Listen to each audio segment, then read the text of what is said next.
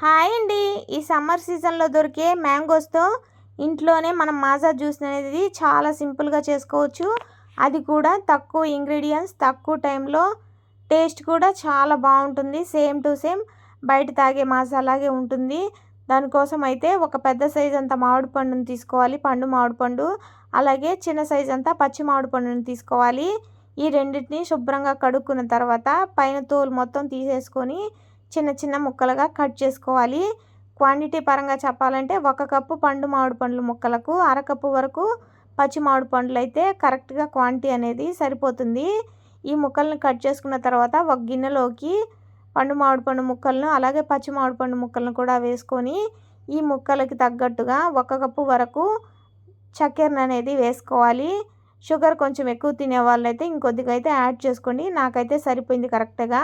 1 litre వరకు ముక్కలు మునిగేంత వరకు వాటర్ అనేది యాడ్ చేసుకొని స్టవ్ ఆన్ చేసుకొని స్టవ్ మీద పెట్టి ముక్కలన్నీ సాఫ్ట్గా కుక్ అయ్యేంత వరకు ఉడికించుకోవాలి. సాఫ్ట్గా కుక్ అయిన తర్వాత స్టవ్ అనేది ఆఫ్ చేసుకొని ముక్కల్ని బాగా చల్లార్చుకోవాలి. చల్లార్చిన తర్వాత మిక్సీ జార్లోకి ముక్కలను వేసుకొని ఫైన్గా పేస్ట్ లాగా మిక్సీ పట్టుకోవాలి.